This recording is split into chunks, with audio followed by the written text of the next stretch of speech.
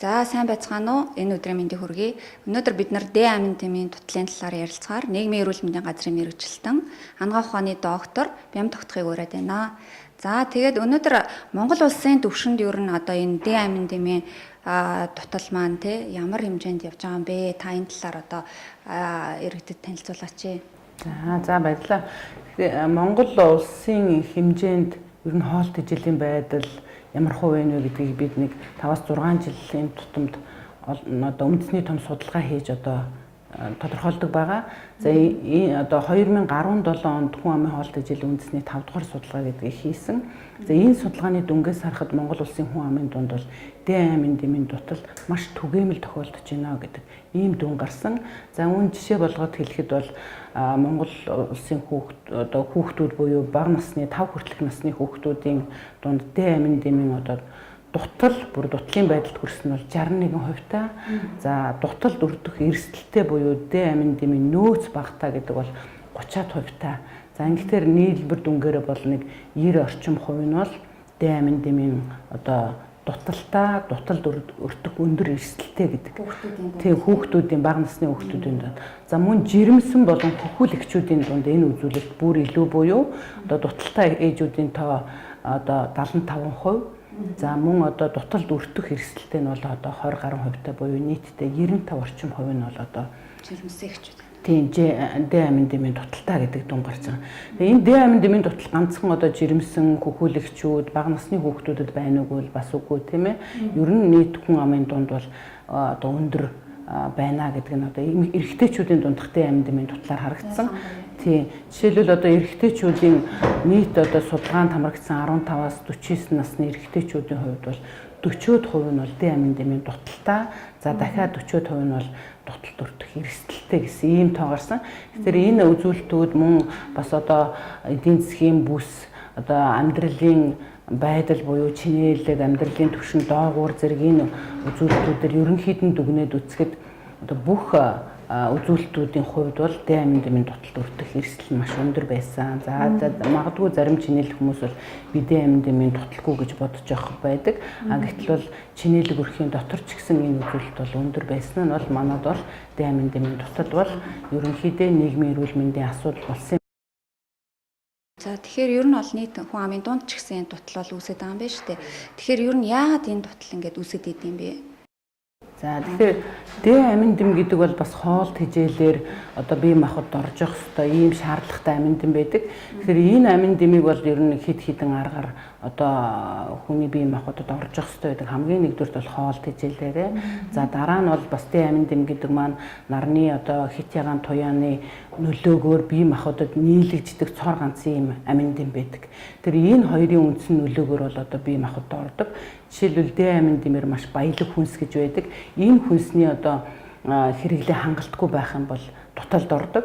За хамгийн их одоо баялаг хүнс гэх юм бол одоо өөхлөг загаснууд байдаг. Одоо далайн гаралтай бүтээгдэхүүн загасны элэг тийм ээ. За бидний мэддэг өндөгний шар зэрэгт бол арай түлхүү одоо байдаг. За хэрэглэхгүй байх гэсэн үг шүү дээ. За манай одоо монголчуудын түгээмэл хэрэглээд байдаг хүнсний бүтээгдэхүүнд бол Д амин дэмээ одоо агуулмж бол бараг байдаггүй.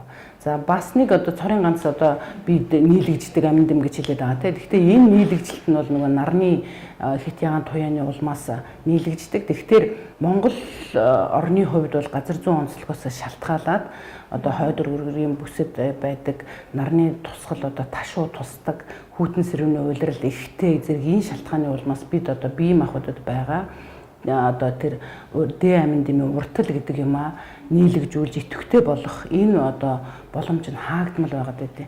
Энэ утгаараа бол манайх бол Д амин дэмийн дуталд өрдөх эрсдэлтэй ийм одоо хүн амд ороод байдаг. Тэгэхээр таны хэлж байгаагаар бол хоолт хижээлээс авахд бол монголчуудын хувьд бас нэлээд бэрхшээлтэй шүү дээ тий. Цөөн төрлийн ийм хоол хүнс хэрэглэдэг хүмүүс учраас. За тэгэхээр бид ер нь Д амин дэмийг одоо хэрхэн яаж нөхөх юм тий. Би одоо Д амин дэмийн дуталтай гэдгийг яаж мэдэх вэ? Энэ талаар та. За тийм. Тэгэхээр хүмүүс одоо Д амин дэмийн дутлаа гэдгээ яаж мэдэх үү гэдэг ийм сайхан асуулт байна те. Тэгэхээр ерөнхийдөө Дэ амин дэмиг бол үнэхээр би надад дуталтай байна уу гэдгийг хамгийн одоо найдвартай арга бол мэдээ шинжилгээ өгөх арга байдаг. За шинжилгээгээр бол одоо 20 нанограмм литрээс бага байх юм бол энэ бол дутлаа гэдгийг олуулсан одоо үнэлдэг үзүүлэлт байж идэг. За үүнээс гадна шинж тэмдгүүд байдаг. Дэ амин дэм дутлын үед бол одоо баг бие махбодод 100 төрлийн шинж тэмдэг гардаг. Жишээлбэл одоо бид нар хүүхдүүдийн хувьд бол маш сайн мэддэг. Дэ дутлын улмаас хамгийн түгээмэл илэрдэг юм нь юу вэ гэхээр хүүхдийн дархлаа маш сулардаг. Хүүхэд ханиа томоонд өртөмтгий болох. За улмаар одоо энэ улмаар одоо гүнзгийрэх тохиолдол дэ амин дэмийн дутал гүнзгийрэх тохиолдол бол архид буюу султай өвчин гардаг. За энэ өвчний үед одоо эцэг эхчүүд нэлээд түгээмэл сайн мэддэг нь бол хүүхэд их хөлөрдөг. За шээс нь үнэртэй гардаг, тухай одоо толгоо хэмжээ дөрвөлжин болдог, квадрат толгойтой болдог, хүл гар одоо нэг бол гадагшаа сари, за эсвэл май хэлбэртэй болдог, гих мэтчлэн. За насанд хүрэгчдийн хувьд бол бас хүл гар одоо май болно. За дээрээс нь одоо яс хурдан хугарах, яс зөөлрөх, за үе мөчөөр өвдөх. За мөн дээрээс нь одоо дархлаа суларсны улмаас сүрээд амархан өртөх тийм ээ. Сүрээгийн ян бие махбод одоо байгаа сүрээгийн янд хурдан өртдөг ийм болох. За мөн одоо цус хомсрох өвчин, зүрхний өвчнүүд, за зарим нэлээд олон төрлийн хавдар үүсэх ийм эрсдлийг үүсгдэг байгаад байгаа. Тэр энэ бол одоо тэр 100 төрлийн буюу бие махбодод үүсгдэг бие махбодод гардаг энэ олон шинж тэмдэг бол ер нь бүх эргэтэн системийн эмгэг өөрчлөлтөд бол хамардаг. Энэ утгаараа бол дэ амин дэм бол одоо манай Монгол оронд үүсээд байгаа тэр халдварын бос өвчин, халдварт өвчин аль альнийг нь одоо эрсдлийг нэмэгдүүлдэг хэрвээ дутал байх юм бол ийм өвчин байгаад байгаа юм. Ийм одоо тийм амин дэм байгаад байгаа юм. Хэрхэн яаж одоо нөхөө одоо та бид одоо Монгол улсын хэмжээнд одоо бас энэ чинь нөхөд бас хэцүү байна гэж байна шүү дээ тий. Хоол хүнсээр тэр тусмаа. Тэгэхээр одоо яаж энийг бид нар нөхөж бие даавч явах хэрэгтэй юм тий. Тутсан үед бол ийм олон төрлийн өвчин үүсэх гэдэг нь шүү дээ. Тэгэхээр бол хүн ам урьдчилан сэргийлэх журмаар болон одоо ямар дозоор яаж нөхөж өөрийгөө тэр өвчинд өртүүлэхгүй байх одоо нөхцөл болцоог яаж хангаж явж явах хэрэгтэй юм бэ тий. За тийм. Тэгэхээр дэлхийн нийтийн практик бол ерөнхийдөө хоол хүнсээр авахыг нь бол одоо арай зөв бөгөөд өртөг багтаа найдвартай арга гэж үздэг. Энэ утгаараа бол бид яг хөөхтөр нэг бол одоо дэ амин дэмээр баялаг хүнсийг одоо хүнсний хэрэглээнд байнга оруулах хүн ам өдөр болгон хэрэглэж явах хэрэгтэй болно.